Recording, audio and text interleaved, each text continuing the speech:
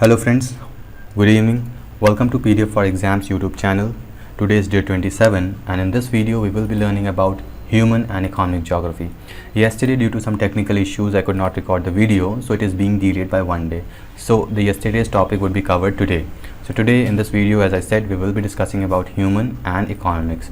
That means the economics for which humans are being dependent on, the activities which humans do for their economic purpose. So as we can know, the economic activities are divided into several sectors. There are three major sectors which are called primary. Primary is the very first sector, second is secondary sector, and third is tertiary sector. So these are the sector under which these economic activities are being divided. Let's see them one by one. What is this primary sector? So the primary sectors, let me change the color of pen so that it's visible clearly. Just a minute. Okay, so what is this primary sector? In primary sector we have got the extraction of raw material or agriculture. So this comes under primary sector. That means anyone who is practicing these kind of work, either they are in agriculture or involved in extraction of raw material, they work under primary sector. Second is secondary. Secondary means manufacturing, mining, or you can simply say production of finished good. That means using these raw material, finished products are made in secondary sector. And third is tertiary sector. In tertiary sector we have all kind of services, like the very common type of services is business process outsourcing, that is call centers, which help you to resolve your issues. The other services involve like computer services, mobile services. So there are lots of services which comes under tertiary sector. So in this video we will be discussing on primary sector and primary sector, and especially about agriculture. And apart from this, today's topic of discussion is energy, all kind of energy which are present on a planet and how they are utilized and where they are found. So these energy and agriculture are the major topics that we will be discussing today. Okay, so let's start them one by one. We'll see few facts which are important. After that we'll see the classification of agriculture and discuss them one by one. So the important facts which are important to be discussed over here, let me change the color pen because it's yellow, it won't be visible over here. So just a minute, where is gone? Yes. So according to this Food and Agriculture Organization, this is an organization which is responsible for collecting all kind of statistics or data. 11% of global land surface is used for crop production. What is 11%? So 11%, in all we have 1.5 billion hectares of land, and out of that 11%, that would be 13.4 billion hectare is used for crop production. Sorry, this stat is wrong over here. These lands are divided into arable land and land under permanent crops. So permanent crops means the crops which are permanent, that means like trees and all. So those are permanent in nature, which are not changed, or they are at least planted for a year or two. But these arable lands are those which are plowed and planted, again plowed and planted. In a year 2 or 3 crops are grown in those areas. Those are called arable land. The next important factor over here is that 36% of land is suitable for crop production. So we have 11% of land under which agriculture is practiced, but out of this 11%, 36% of this 11% is suitable for crop production, whereas others are not very much suitable, but still few plants are grown in those areas. What is the very important factor over here is that fact, you can say 40% of global population is dependent in agriculture sector, or they are working in this sector. So here it is very important, you can see 40%, this is very huge number. That means 40% population of entire world, they are working in agriculture, they are practicing agriculture, growing crops, they are involved in this sector only. That is the primary sector of economy. And 80% of cultivated area is rain fed. How rain fed? What do we mean by rain fed? We know that every kind of plantation or agriculture need water for its growth. So the plants or crops which needs water, they are rain fed. That means rain, or you can say that it is dependent on nature entirely. 80%, this is also very huge, whereas 20% of agricultural land are dependent on artificial kind of irrigation. What is this artificial? Artificial kind of irrigation can be multiple, like making artificial canals, using pumps, using motors, using tube wells. Lots of facilities, artificial facilities are there for irrigating the agricultural land, but 80% is rain fed. That means it depends on nature. Okay, so this is the few facts these are the few facts which are important. Now we'll see the classification of agriculture. That means how many types of agriculture are there. So majorly there are 4 kinds of agriculture.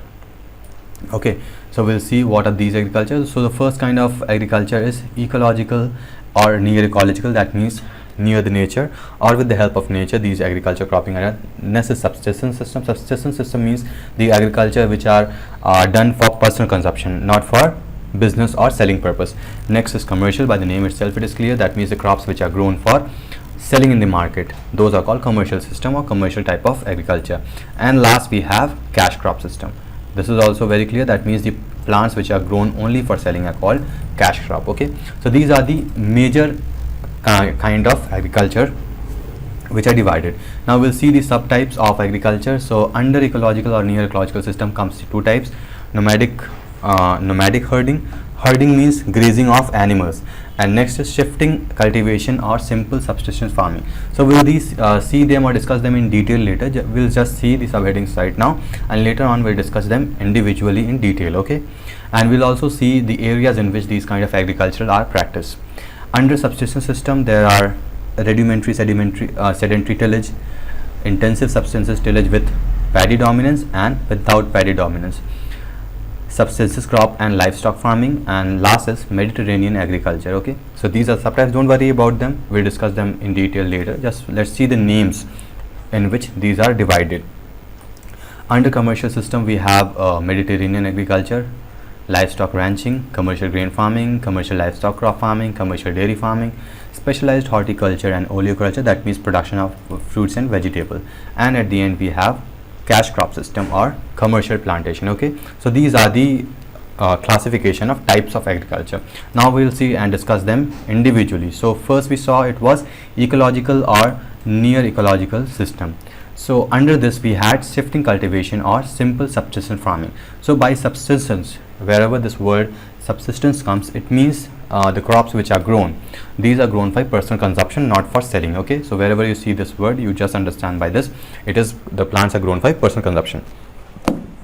Now shifting cultivation. So this shifting cultivation is nothing new. By the name also, if you just try to analyze what it means, you will be able to understand. Shifting means the people are shifting from one place to another and practicing agriculture. So this is the oldest form of agriculture. As I said, it is nothing new. It was practiced in 7000 to 8000 BC. That means our calendar before our calendar has been made, before 7000 to 8000 years ago, this kind of agriculture was practiced. Okay, so it has been almost 10,000 years, you can say, from when this shifting kind of agriculture is practiced. So what happens in shifting kind of agriculture? The nomads or the primitive people, although now it is not very common, still it is practiced in some part but not in many part. It is not very much common in these days. So what happened at that time? The nomads, the people didn't had any permanent settlement. They just used to settle down wherever they found food. So earlier, as we know, they were dependent on hunting and gathering. Hunting means they hunted the animals, cooked them and ate, and before that they even ate them raw, and after the discovery of fire they started cooking and eating.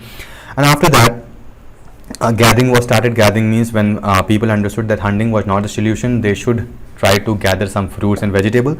So gathering was the other option, but later on they somehow learned the practice of agriculture. That means they learn how to grow crops. Accidentally they might have learned, we don't know about how we learned that, but still they knew somehow the method of agriculture or growing crops. So they started shifting cultivation. That means whenever land was used, they just burn or clear off the land. For example, earlier in primitive time, everywhere there were forests, lots of trees were present everywhere, so they just slashed the trees. That means they cutted the trees and burned the remaining part of the tree was burnt over, and on that area crops were sown and they were grown, and after that the crops were used. And once this cycle was complete, that means once the crop was grown and they have used that, they didn't knew the plowing and all, because at that time tools were not developed and they were not aware of this. That's why they just shifted to new place. And started the same pattern over there, just slash and burn the remaining part and grow the crop and consume whatever they have grown and move to the next part. So this was happening in substances or shifting cultivation. Now it is known as jhuming. Somewhere in every part of country or country, in different countries, it is called different name. Like in India it is called jhuming cultivation, in other part it is some other names are given to it. Now let's see some properties of this shifting agriculture. That means either they are positive, either they are beneficial or non-beneficial. So generally it is not very much beneficial, as it is deforestation. It is responsible for deforestation. That means all the trees and plants are being cut, and after that agriculture are being practiced, and once they are practiced, they are not very much significant. That means once the crops are grown, after that that land is left barren. So it has got very negative impact on environment due to deforestation. Next, it can support only low level of population. As we know, shifting area, it's not easy to clear off the entire forest, so very low areas are cleared, and it can support low range of population, since production also was not very good in that area because they didn't plow the land, it was not arable. That's why it was not very good practice. And in which area these were practiced? So these were practiced in tropical forest. What are these tropical forest climate?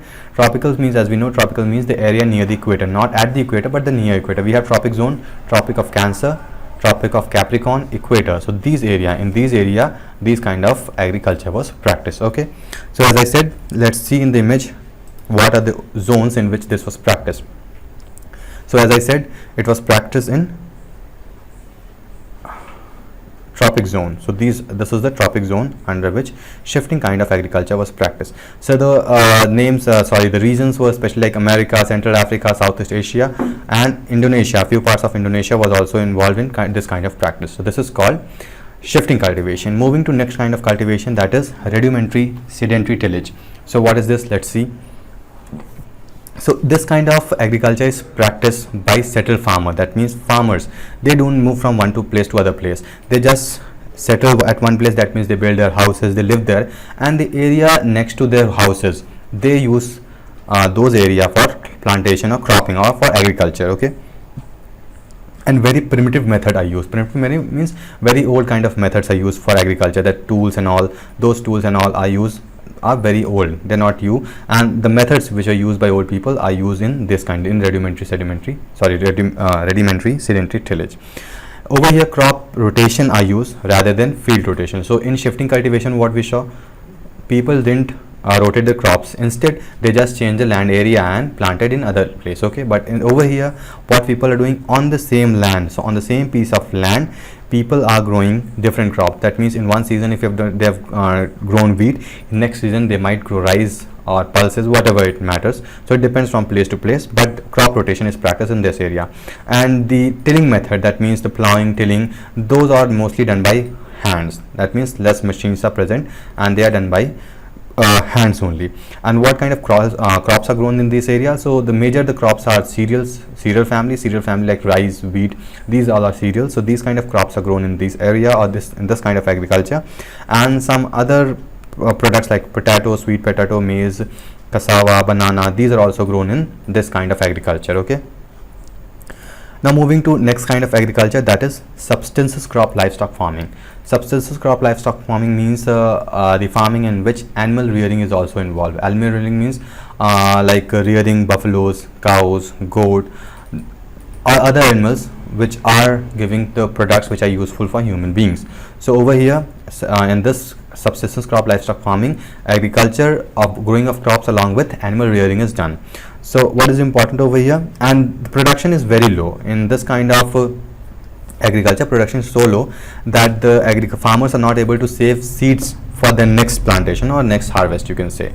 Okay, and the places where this kind of agriculture is being practiced is in South Mexico, Turkey, Iran, and Iraq. So these kind of agriculture are practiced in these area. Okay, now comes the next type, that is Mediterranean agriculture. So by the name itself it is clear. Mediterranean, what do you know by Mediterranean? Mediterranean is a sea. So the country, or you can say the area along these Mediterranean, over there they practice Mediterranean kind of agriculture. So what are the countries? So you can see Mediterranean Sea over here, it is bordering many countries. These countries are Turkey, Egypt, Syria, Libya, Tunis, Algeria, Morocco, Spain, France, Italy. Lots of countries are here. So these countries generally practice Mediterranean type of agriculture, and it has derived the name from the sea itself where it is present. Okay, what kind of crops are grown over here? So we'll see in this text. So over here both kind of agriculture are practiced, like Subsistence and cash crop. What is subsistence? Subsistence and cash crops. Subsistence means the crops which are grown for personal consumption, and cash crops we know is very simple, the plants which are grown for selling. That means they are not directly consumed by farmer, they are sold and the money is used for the consumption in the economy. Okay. Now the 2/3 of wine, this is produced in the countries that are bordering Mediterranean Sea. See, 2/3, whatever wines are produced all over the world, out of that 2/3, that is very major area, that you can say 66% of wine comes from these countries, and especially Italy, France and Spain. These are the countries which are responsible for growth of plants or fruits which are responsible for making wines. Okay. And Greece, this specializes in production of raisins, wine. Spain and orange, olive oil and etc. And what else? California. Over here, California is an European country in the western part, in Western Europe, which is important for production of citrus fruit, deciduous fruit, and horticulture is also practiced over here, since because of climate. Okay. So this is all about the Mediterranean agriculture. Next comes the Mediterranean monsoon agriculture. So Mediterranean and monsoon. Mediterranean, we know it's a sea, and monsoon agriculture means the agriculture where rainfall is in abundant. So there are few factors which we need to know over here, similarities and difference between this Mediterranean and monsoon agriculture. So what are the similarities over here? Similarities are that dry and rainy season are common in both monsoon and Mediterranean, and agriculture is intensive type, not substantive. Intensive means they are grown for personal consumption as well as for selling also.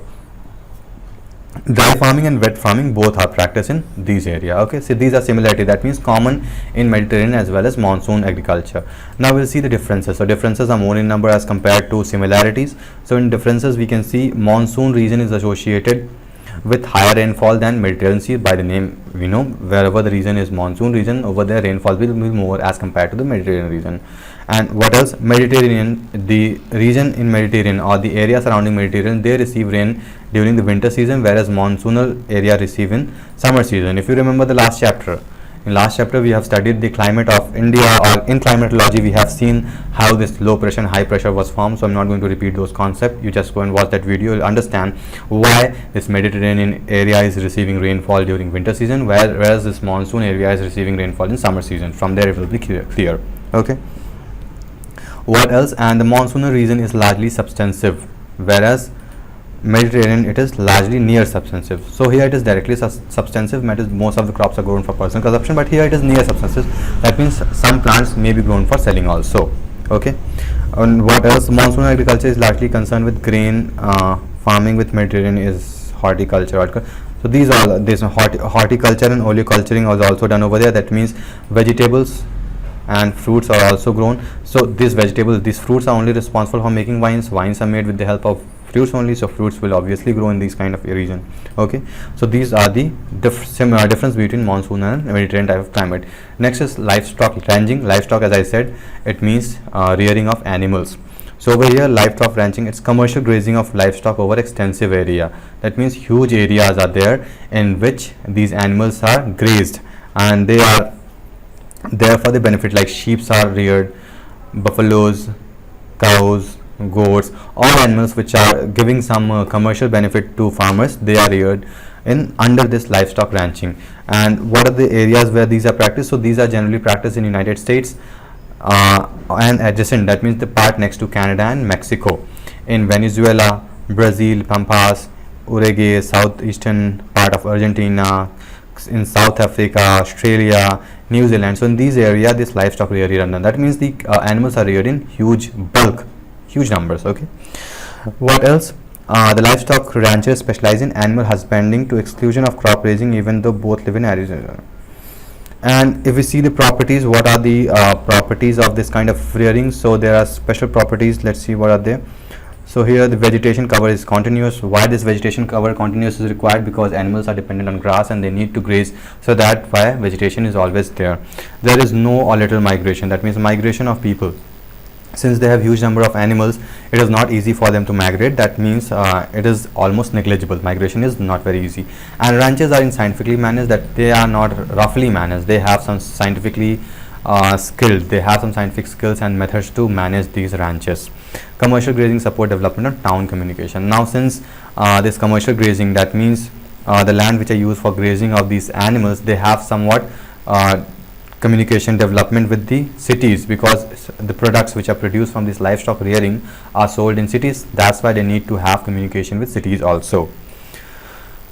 So this is all about the livestock rearing. Next is extensive commercial grain farming. What's that? Let's see. Now again, by the name itself it is clear.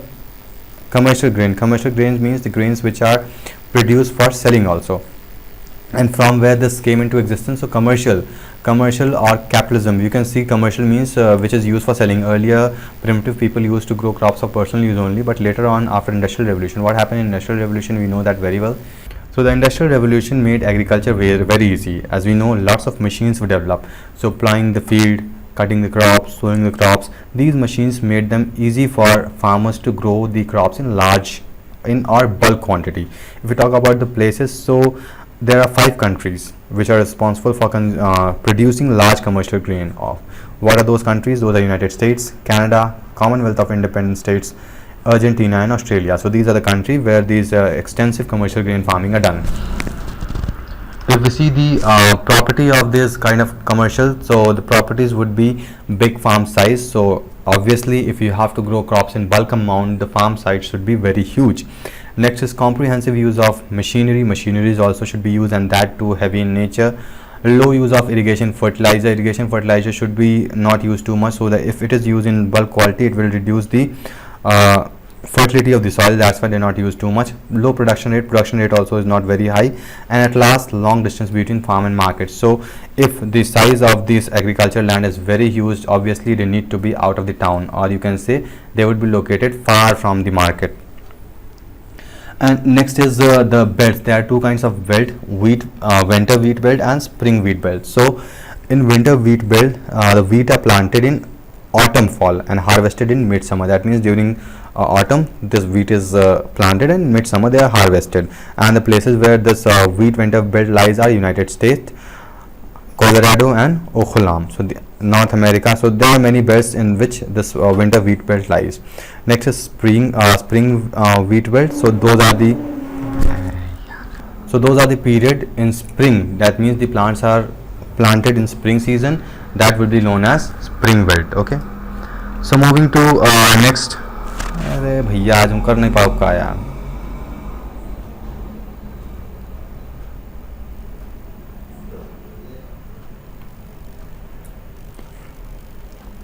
Next is spring wheat belt. So the plants which are planted during spring, the wheat which are planted during spring season, that would be called as spring wheat belt. So the area, not actually the season, the area in which the wheat plants are planted in spring season, that belt will be known as spring wheat belt.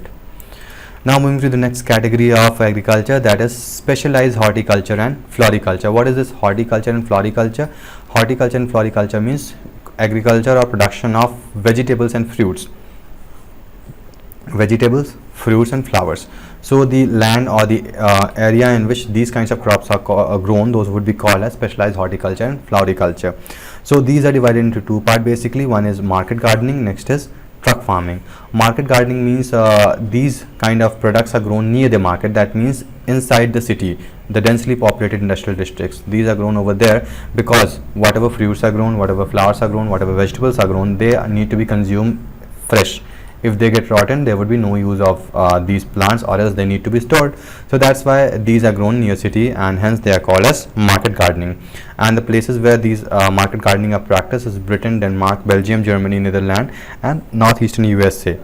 And next is truck farming. So it is the same type of agriculture, but in Southeast Asia, Southeast USA actually, this is termed as truck farming because the products which are grown, those are carried with the truck to the market. That's why they are known as truck farming. Okay. And the scale of farming is very small. It's not very huge. That means a huge amount of these products are not grown. They are grown in very small scale, and the labor, capital and organization intensively applied to the land. That means these labor, whatever the capital and organization, are applied to the land only because land is giving them the production of these crops. Okay. And during the peak period, whenever the demand is very huge, farmers and their family all are involved in agriculture round the clocks. That means most of the time they are involved in cropping or plantation. Fine. Now let's see the next type of crop. Next type of crop is plantation agriculture. So what is this plantation agriculture? So this plantation agriculture is mainly for commercial practice. That means the crops which are ever are grown in under this plantation agriculture would be used for commercial purpose. They would be not used, or they can't directly be consumed. Few plants could be consumed directly, but few need to be processed for consumption. So these are grown in tropics and subtropics of Latin America, Africa and Asia. So whatever zone lies within this tropic subtropic zone in America, Africa and Asia, they practice plantation agriculture. The ownership of this plantation agriculture are generally foreigners. That means foreigners own this kind of agriculture, and the worker belong to the same country in which agriculture is practiced. If you have studied history, if you remember India, in India tea was produced, indigo was produced. These plants were produced under plantation, and the ownership was with the foreigners, that means the English British people, whereas the labor were Indians, lands were Indian, but they were grown and they were exported to other country after production. So the main crops which comes under plantation agriculture are cotton, sugarcane, cobbler, rubber, tobacco. Okay, as I said, most states have foreign ownership and employment is local. The largest state are owned by Europeans, and Europeans are the country who own this kind of agriculture at max. So this is plantation agriculture, and now coming to Indian agriculture. So we have just studied all kind of agriculture, all forms of agriculture. Now those agriculture would be practiced in entire world. That means in some part the one type of agriculture will be practiced, in other part the other type would be practiced. So let's see what kind of agriculture are practiced in Indian agriculture or India. So before starting, we'll see some important facts over here. So agriculture plays a very important role in Indian economy. This everyone knows, because most of the population of a country is dependent on agriculture. Not most over here, the percentage, I guess the percentage is not correct. So the maximum population of a country is engaged in agriculture and allied activities according to 2011 census. And this agriculture segment, it contributes 71% of country's GDP. You know GDP? GDP is known to everyone. This is an economic term. So I'm not going to discuss over here. We'll discuss that in economy. You just know the term GDP over here. If you know, well and good. If you don't know, we'll discuss in economy over. So 17.1% is added by agriculture, whereas the major segment that is added in our GDP is service sector. Service sector is majority in our country. After that comes the manufacture, and at last we have agriculture. What next? Now there are some rankings which are given to India. So India is the second food producer in the world. India is the second in agriculture output. India is main food crop. What are the food crops? Food crops means the crops which are grown for consumption. So rice is the main food crop of India. As we know, entire country eats rice, and it is the second most producer of rice. And who is the top producer? China. China is the top producer of rice, wheat, and most of the crops China produces, mostly because its population is very high and it had land area, lots of land area. That's why we can say China produces huge amount of all kind of crops. Most of, not all, most kind of crops. Talking about the rice, so West Bengal is the top state production. After that, Uttar Pradesh, Andhra Pradesh and Punjab. That means West Bengal is the state which produces most amount of rice in India. After that, Uttar Pradesh, Andhra Pradesh, and followed by Punjab and Bihar. And Tamil Nadu ranks first in rice production. That means Tamil Nadu produces most amount of rice. Okay, and again a few more ranking it is given over here. India ranks second in wheat production also. What is the first producer of land? Again, China is the first producer of wheat. Over here in production of wheat, Uttar Pradesh is the highest wheat producing state, followed by Punjab, Madhya Pradesh and Haryana. Okay, so these are the factual information which you need to know. And apart from this, Karnataka is the highest coffee producing. Coffee, what is coffee? Coffee is coffee comes under plantation, or you can say cash crop. Okay, so this comes under these categories, and Karnataka is the highest producing of coffee. And Indian Institute of Sugarcane Research is located in Lucknow. And why it is located in Lucknow? Because Uttar Pradesh is the key state in producing sugarcane, and Lucknow is capital of Uttar Pradesh. That's why research is located in Lucknow only. Next, cotton and jute are the main fiber crop of India, and Maharashtra is the largest producer of cotton. Now we'll see the salient feature of Indian agriculture. That means what kind of agriculture is being practiced over here, or what are the characteristics over here.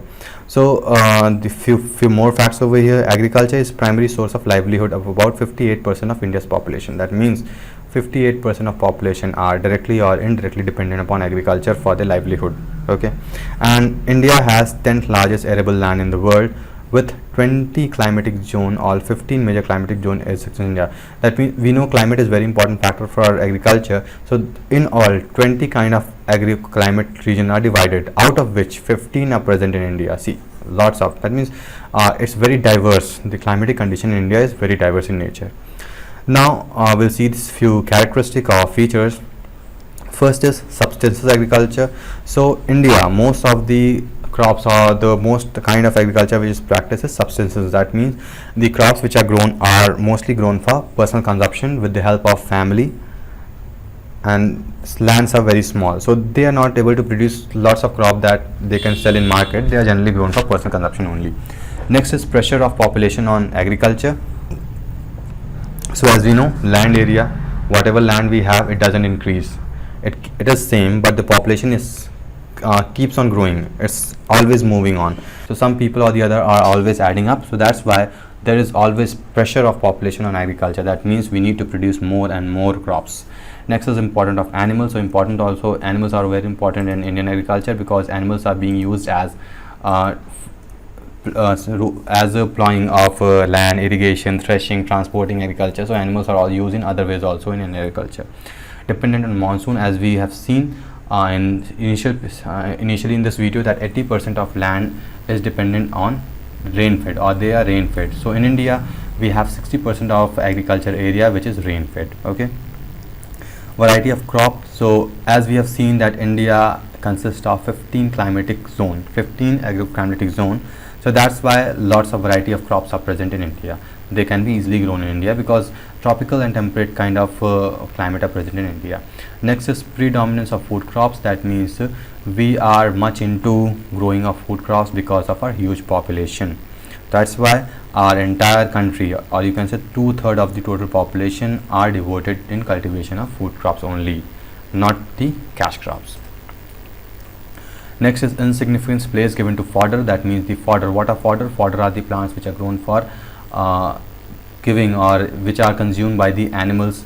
So they are not very much grown in India because we know our population is very huge, lands are very small, and the agriculture system is not very advanced. That's why there is very insignificant plains for fodder kind of crops. Next is mixed cropping. Mixed cropping means more than one kind of crops are grown at one time, like wheat and mustard. They are grown together in one season. So like this we have mixing of crop growing at one season only. High percent of reporting under cultivated area. Next is labor intensive. So lots of labor we have in India, but we have problem due to uneven distribution of land. Next is food grain. So the food grains which are grown in India are very important for Indian economy also. As we have seen, around 17% of Indian GDP depends upon agriculture. So there are few food crops and few crops which are sold in entire market, which helps Indian economy. Now the food grains are dominant crop, we have already seen, and there are some commercial agriculture also, like cotton, sugarcane, coffee, tea. These are grown as commercial crops. Next is cereals. So cereals means the plants are the products which are used for consumption, like wheat, rice, barley. These are cereals, and some cereals are coarse, some cereals are fine. Okay, so fine kind of cereals or fine grains are raised in wheat, whereas coarse grain are jowar, bajra, maize, ragi. These are the coarse grain. That means the surface are not very smooth. Now we'll see what are the major crops, what are temperature required, rainfall, soil area, and other things over here. So we'll just read them very quickly and see everything about it. So rice. So the temperature needed for growing of rice is 22 to 30 degrees Celsius. Rainfall required is 150 to 300. That means rice requires huge amount of water. Without water, it's very difficult to grow rice. What that means, around 300 centimeter. And if you remember, in climatology we have seen the area which received rainfall in between 200 to 400, they were called as high rainfed area. So that means rice can only grow in high rainfed area. What kind of soil is required? Clayey and loamy soil. Clayey and loamy soil. This also we have discussed. Clay means the soils which are very soft. Soft means fine grain, and they can hold water. They have water holding capacity. They are called clay soil. So clay soil are required for rice, as you know. The huge amount of water is required. The area in which rice are grown. So West Bengal is the top producing rice, we have already seen, followed by Punjab, Uttar Pradesh, Tamil Nadu, Haryana, Andhra Pradesh, Telangana and Kerala. And what are the factor? So it contributes 21% of rice production in the world. That means whatever the world produces, 21.6% of rice is produced by India, and it is second in rank. Who is first? China is first in producing of rice. Okay, that we have seen earlier also. Next, moving to wheat. Wheat. So what is the temperature required for wheat? So 10 to 15 degrees Celsius during sowing. So if you understand, that means wheat are generally sowed in winter season, and during harvesting 21 to 26 degree temperature is required. Rainfall 75 to 100, and well drained, fertile and loamy clay soil are required. And what is the factual information? 85% of total area where most of the wheat are grown in northern part of the country. Okay, whereas rice and all are grown even in southern part, but wheat are grown mostly in northern part. And where they are grown in Indo-Gangetic Plain, Malwa Plateau, Himalaya and Madhya Pradesh, Punjab, Haryana, Rajasthan. So these all mostly lie in northern part of the country. And wheat, this is also second most important cereal after rice. Wheat is second most important cereal, and it is second. India is second producer of wheat also. And what is the percentage? That is 12%. 12% of the wheat produced in entire world is from India. So these are the fine kind of grains which are grown in India. Next is jowar, bajra, maize, pulses, millets, grams, cotton, oilseed, tea, coffee, jute, sugarcane. We have lots of them, so I think I'll just read them out. But there is nothing important over here. You just need to memorize these things. What is the temperature required, where they are grown, and what are the factual information. So they are given in tabular form, so I don't think so that reading them one by one is very important over here. We have got many more topics to be discussed over here, so I'm moving over there. If you have any doubt in this, you can just ask in the comment box. Will give clarification about the concept, or you can answer this factual information whatever being given over here. I'm just telling you what kind of these crops are. So these are tea, coffee, jute, sugarcane. These are cash crops, you know this very well. And special kind of soil are required for growth of these kind of crops. Like for cotton we need black kind of soil, and even yes, over here cotton we need black soil, and it is present in Deccan and Malwa Plateau. Where our plateau, we know we have huge area which lies in the plateau. So this area, this is called plateau, and these cottons are used for commercial purpose. This is also very much known, so you can just read out them these factual information, and later if you have any issues we'll discuss. Now what are the major crops? So the crops which we have, whatever crops are mentioned over here, these are the major crops which are being mentioned, and these are the crops and where they are grown. These are the states along them where they are grown according to order. They are being given in order, like rice. So West Bengal is the state which produces most amount of rice in India, followed by Uttar Pradesh, Tamil Nadu, Andhra Pradesh and Punjab. And in wheat, Uttar Pradesh produces the largest amount of wheat in India, followed by Haryana, Punjab, Madhya Pradesh. Sugarcane is produced in Uttar Pradesh. We have also seen that Sugar Research Institute is there in Lucknow, because the largest producer of sugarcane is Uttar Pradesh. Jowar in Maharashtra, Karnataka, Bajra in Rajasthan, Maharashtra, Ragi in Andhra Pradesh, Karnataka, tea, Assam, West Bengal, Himachal Pradesh. So Assam is the highest producer of tea also. Tea is also very important crop of India, cash crop you can say, which is imported in another country. Next is coffee, which is grown in Karnataka, Kerala and Tamil Nadu, cotton, Maharashtra and Gujarat, and so on. Okay, so huge list, you can read on your own. Next is soil. So what kind of soil are present where, that means which crops are grown in which kind of soil. So there's wheat, maize, barley, gram, oilseed, pulses and sugarcane. They are grown in alluvial kind of soil. What are these alluvial kind of soil? So these are the soil, you can say these are the sediments. These are the sediments which are brought by rivers. So we have Indus River, Ganga River, Brahmaputra River. We have read in Indian physiography chapter in drainage system that these river form a flood plain, or you can say these river form a plain. Next, so the area lying next to these river, bank to the next river, over there we have alluvial kind of soil. So these can be easily grown in the land next to rivers, not very next to rivers, but yeah, near rivers you can say. Next is rice and jute. So this need clay, loam and fine heavy soils. So what is clay soil? I have discussed earlier in this video itself. Next is cotton, wheat. So volcanic black soil or rigor as required. So what is the volcanic black soil? So the area where volcano eruption is being there, so it erupts, the magma erupts from the volcano, and those magma after erosional or depositional effect, they convert into soil, and those soil are black in color, which are used for growth of cotton, wheat and oilseed. Jowar, bajra, groundnut, these can be grown in sandy, loamy and sandy soil. Jawar, groundnut and sugarcane, they can be grown in red and yellow soil. Okay. Now in map, we'll see the area. So you can see where the area are grown in India. Sorry, where rice are grown in India, in which states. So it is the percentage of crops which is being given. That means under the part which are shaded in this kind, over there more than 75% of rice are grown. Over here 46 to 75, next for 15, 45 and negligible. So there are few area where no rice is grown, like the area in Rajasthan, few parts of Gujarat, few parts of Jammu and Kashmir, and over here in central part in Maharashtra, even in Tamil Nadu, few parts are there where rice is not grown. In West Bengal, rice few parts, no, not West Bengal, like Odisha. So in few parts the rice is not grown. So these are mentioned over there. Okay. What is next? Wheat. So you can see the areas in which wheats are grown. So these are the area. That means we have already talked while discussing about the wheat, that wheat are mostly grown in northern part of a country. So you can see the southern part is entirely empty. Over here wheat are not grown, whereas over there Punjab and Haryana, over here most amount of wheats are grown. After that we grow wheat in Uttar Pradesh also, whereas Uttar Pradesh is the top producer of wheat and India is second producer. So these are the factual information. You can just see the map and where they are grown. So cotton is grown on the western side of the country, southwestern actually, not west, exact western, and even in some part of Rajasthan.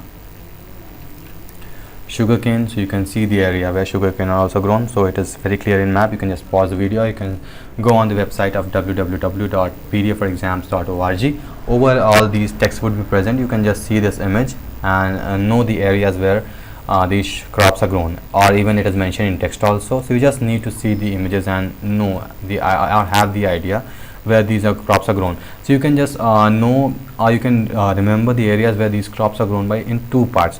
In two types actually, two methods. You can either remember area directly. That means if you remember sugar, these are grown in the western part of southwestern part of the country, or else you can remember the types of soil. So in previous chapter in physiography we have seen the types of soil and the presence of soil. That means where these kind of soil are present. So you can either remember by the types of soil, or directly you can remember by the places. Next is beverages, tea and coffee. So there are very limited place where tea and coffee are grown. So the huge amount of producing of tea is there in Assam, whereas Kerala, it produces the maximum amount of coffee. Okay, you can see over here it's there on map. These are the area where coffee are produced, and in some part of Kerala tea is also being produced. Oh, it's not visible, just a minute, I'll show you the image. Okay, now it's clear. So in this image you can see these are the area in Kerala where coffee are produced, whereas there are some area where tea is also produced. Okay. Next is agroclimatic region. So as I said, entire world is divided into 20 agroclimatic region, and India itself has 15 type of agroclimatic region. And climate is very important factor for agriculture practices, since because of climate only the rainfall and all kind of monsoonal activity happens. And as we know, 60% of agricultural land in India is rain fed. That's why, and 80% of area agricultural area in the world is rain fed. That's why climate plays a very important role. So let's see what are those 15 kinds of agroclimate region, and these regions are divided on the basis of area on the map. So you can just mark them where they are. So by the name itself you'll be able to know where they are. So the Western Himalaya. So if we draw a map, let me draw a very rough diagram of Indian map. I'll not draw very good, but just an sample. Just a minute, let me draw. Okay, this is how our map is there. So the Western Himalaya, means the Himalaya which are present in western region. So this would be have the Western Himalaya agroclimatic zone. Next is Eastern Himalaya. So Himalaya which is present in eastern direction would be Eastern Himalaya zone. The lower Gangetic plain, so we know Ganga river plays through this area, and over here the crops which are grown will lie under lower Gangetic plain. Next is middle Gangetic plain. So the mid area of this Gangetic plain would be called mid Gangetic plain. Actually you see lower starts from here, mid start here, and the upper Gangetic plate would be here. The trans Gangetic plains or trans Gangetic plates would be somewhere here. Next is Eastern Plateau and hills. Where are the plateaus? So plateaus are at this place. Eastern Plateau east is this section, so the plateau in this area, this will come under Eastern Plateau. The Central Plateau, so this area would come under Central Plateau and hills. The Western Plateau, so the plateau in the west will come under the Western Plateau and Hill Agroclimatic Zone. The South Plateau, the plateau in the southernmost part, Eastern Cold Plain, now the area lies the coastal, that means like Eastern Ghat will come under Eastern Coastal Plain. The area which lies in Western Ghat will come under West Coastal Plain. Gujarat Plain, the area which will come in Gujarat will be called as Gujarat and Western Ghat Plain. Next is not Western, only Gujarat Plain. Western dry region, so the Thar desert, or you can see Rajasthan, so this will come under Western dry zone. And last is island region. So as we know, in our country we have Andaman Nicobar in east part of our country, in Bay of Bengal, and Lakshadweep in Arabian Sea. So those will have the island kind of agroclimatic region. So this is all the 15 kind of agroclimatic region. Okay, so now last we will see the problem of Indian agriculture. So what are the problem will be very simple. If you know the characteristic of agriculture and land area now, you will be easily able to know. The first is dependence of erratic monsoon. So as we know, 60% of land area, agricultural land area, is dependent upon landfed. So this monsoon is also very important. Productivity low. Productivity is very low if we compare with the international level, because we don't have very high machine, we don't have very good fertilizers, we don't have good crops, so low productivity will be very low. Next is constraint on financial resource and indebtedness. As we know, the input required for agriculture like seeds, fertilizers, tools, these comes by paying some money, and our country is very poor. All farmers are not able to afford these things. That's why these financial resources are also very constrained. That means they do not allow for good production of crops. Next is lack of land reform. So during or after freedom of India, the land was unequally distributed. That's why we have difficulty in production of crop. Next is small farm size and fragmentation of land holding. So land, it is same kind of problem. That means the land holding is a very not very good distributed. That means some people have very huge amount of land, whereas few people have very small land holding. Now since the person who are responsible for direct farming, that means the farmers are responsible for growing crops, they only don't have the land holding. That's why they are not able to produce a good amount of crops. Next is lack of commercialization. Now once the crops are produced, they are not easily commercialized. That means the selling of those crops are not simple, because we have lots of hierarchy, lots of system, and that's why selling is not easy in India. Whatever goods are produced, like farmers, they produce this, sell to the person mediator, and these mediators sell the products to the consumer. The mediator eats lots of money. That means the mediator takes the lots of profits, and these farmers are not getting what they should get or what they deserve. And vast underemployment is very big issue, and most of the people are dependent on agriculture. And since the unemployment ranges from 4 to 8 months, so people don't have anything else apart from agriculture, but still they are just busy in finding jobs. They're not interested in agriculture. That's why good crops are not grown.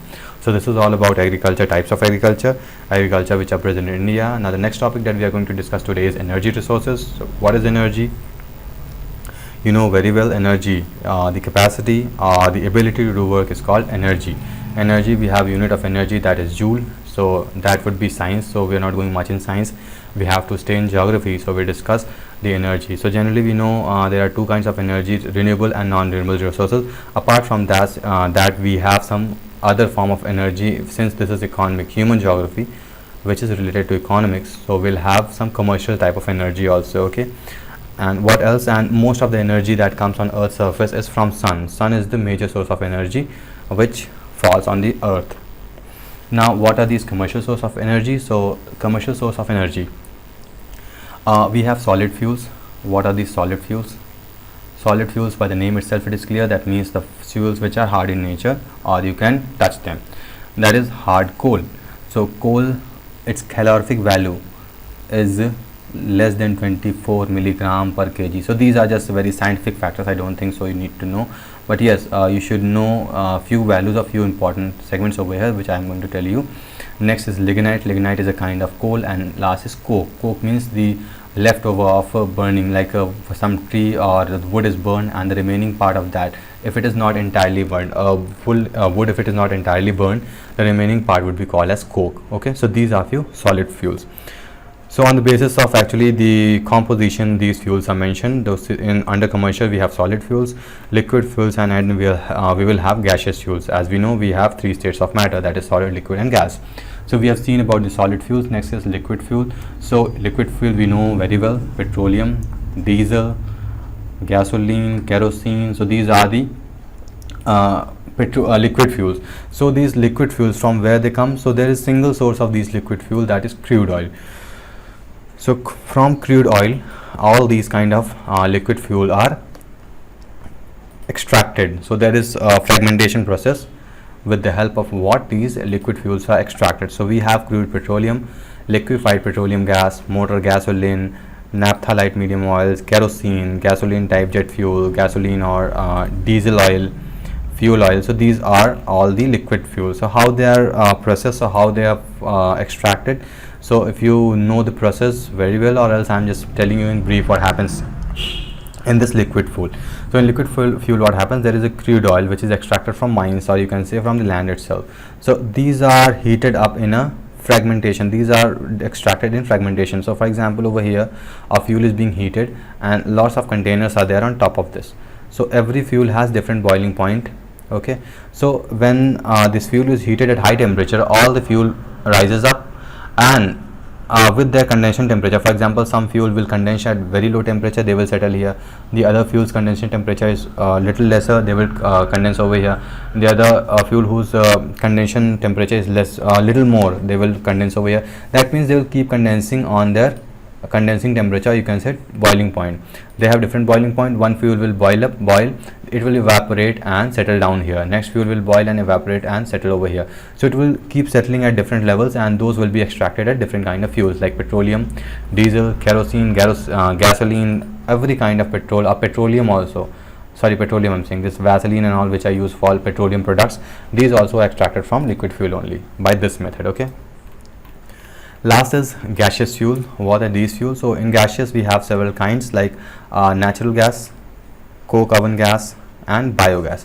So natural gas are naturally present. So wherever these liquid fuel are extracted, on the top of that gases are present. So these gases are extracted artificially from these area. Biogas are made by fermentation of biomass and gasification of solid biomass. Like there is a chamber in which all kind of excrete, like cows excrete, few plants are remaining over, all things are dumped over here and left for fragmentation for a month or two, and after that the gas which is produced, this is being extracted and used as a fuel. Okay, so that is a biogas fuel. So these were few commercial fuel, that means these fuels are used for selling purpose and earning. So these are divided into three parts: solid, liquid, and gas. Now we too have some non-commercial fuels. So what are these non-commercial fuels? So non-commercial fuels are the fuels which are used for personal consumption, not for selling. So these are divided into several parts like fuel wood, remark, charcoal, and bagases. So what are these? We'll see one by one. So fuel wood are wood residue and byproducts. So after burning the wood, whatever is remain, that is called as fuel wood. Remarks like charcoal and black liquor is these charcoal and black this is not type. This charcoal and black liquor are excluded from this wood and residue. Next is charcoal. What is this charcoal? The solid residue from carbonization of wood or vegetable matter through slow pyrolysis is called charcoal. And last we have bagasse. Bagasse are the remain of like sugar cane. When sugar cane we extract the sugar syrup from sugar cane, the remaining of that sugar syrup will be called as bagasse. And the other classification of these energy are non-renewable and renewable source of energy, and again these can be classified as conventional or non-conventional energy. So almost these are similar. There is very few difference between this non-renewable and renewable, and conventional and non-conventional. So what is the non-renewable sources? By the name itself is clear. The fuels which can't be renewed, that means once they are used they are exhausted, it can't be reused, those are called as non-renewable fuels. Whereas the renewable resources which are inexhaustible and can be used again and again would be called as renewable resources. Again, the other classification, what is this? Conventional. Conventional means it is used by mankind for some time and which are more or less direct form of energy. So you can say non-renewable is a kind, non-renewable and conventional are similar kind of resources. Okay, and next is non-conventional. So these are the resources which can be performed or they have to be processed for consumption, they cannot be directly used, whereas this conventional source of energy can be directly used. What are the other fuels? Natural gas. So natural gas we have already seen, it is a kind of gaseous fuel which is present naturally and they are used for transportation, cooking, and there are electric generation. So these are the benefits or the working of these natural gases. Now, where are these natural gases deposit present? So you can see on the map where they are present. What are the merits? So merit would be very good because it burns very cleanly. That means it produces very less amount of carbon dioxide, almost 70% less carbon dioxide than other fossil fuels. See, this is very good fact over here. That means natural gas is environment friendly. Okay, it does not produce ashes after energy is released. That means once it is burned, it does not produce any kind of byproduct. And high heating value, that means so it has got very high heating value. That means once it is burned, it will heat the thing or the object very quickly, and it is very cheap. It is very cheap compared to coal, and no odor. Even while burning, there is no kind of odor present in natural gas. What are the limitations? Natural gas are non-renewable resources. That means once they are used, they are exhausted and they are trapped in the earth. As I said, they are found from beneath the earth. And inability to recover all in place of gas producible deposit. So these are some limitations. What are coal? So coal are the fuels which are made by proper pressure and temperature, like these plant remains or few animal fossil fuels. When they are being dumped under the earth, and after thousands of years they come under pressure, heat, and these actions tends to form fuel. Okay, these and that fuel is called coal, and these coal are of several types like anthracite, bituminous, and the other form. So these and lignite. So these coal are dependent or divided in by the presence of carbon in them. So anthracite, more than 95% of carbon is present, and this is used in manufacturer with coke and byproducts. So in manufacturing segment, these kind of coals are used. Bituminous, so 80% of world coal output is in bituminous form. These are used in coking coal and metallurgical coke with the gas byproducts. So this gas and all are the byproduct of this kind of coal. Okay, so these are the kind of coal. Next is distribution, where these coal are distributed. So these are distributed in USA, Canada, Asia. In Asia, it is China, Japan, India, Pakistan, Iran. In where it is present in India, you must know the presence of coal in India. So it is present in Damodar Valley in Bengal, Jharkhand, Orissa, and the other important mines are Raniganj, Bokaro, Jharia in Jharkhand, and Chanda, Singarni, Tundur, Pench. So these are the places where coals are present in India. What else? And energy resources in India. So conventional sources. So what are the conventional sources? Coal, petroleum, natural gas, electricity, and all the conventional form of energy which is present in India. And the coal which are present, where these coals are present, we have already seen where these coals are present. And distribution, you can see on the map how these are distributed in the website pdf4exams.org. all texts are present over here.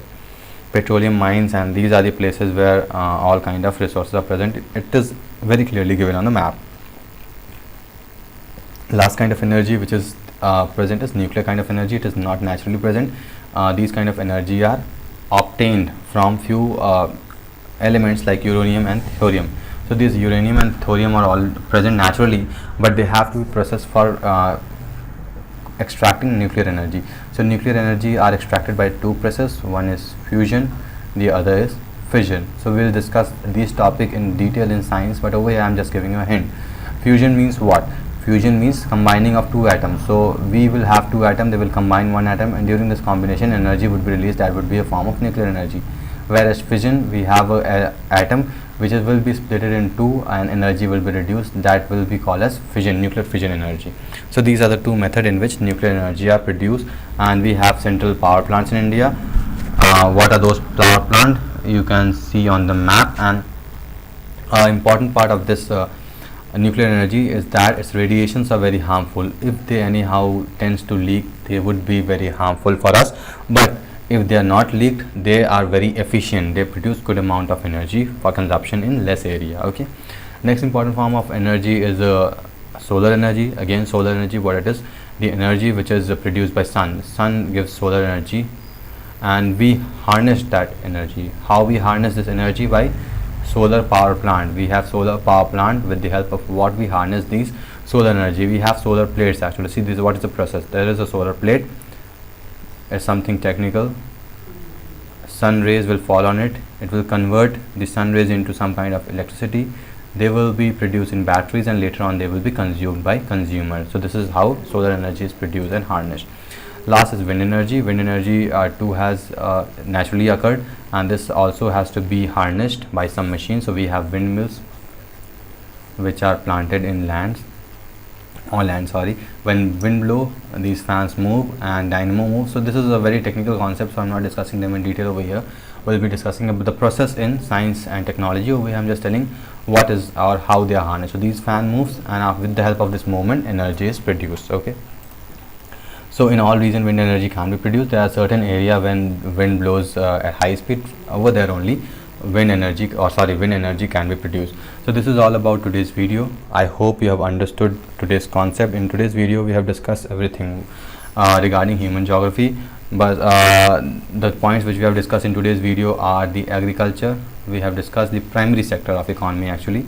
So agriculture is the primary sector of economy. Under agriculture we have discussed the type of agriculture, that means classification in how many types of agriculture are there, and we have also seen the places, the type of soil, the type of plants or crops where they are grown, and we too have seen the type of agriculture which are being practiced in India, and we have seen several places where several kind of crops are grown, what are kind of crops, cash crop, commercial crop, food crop. We have seen all those factors, and at last we have seen the energy, that means what kind of energy are present.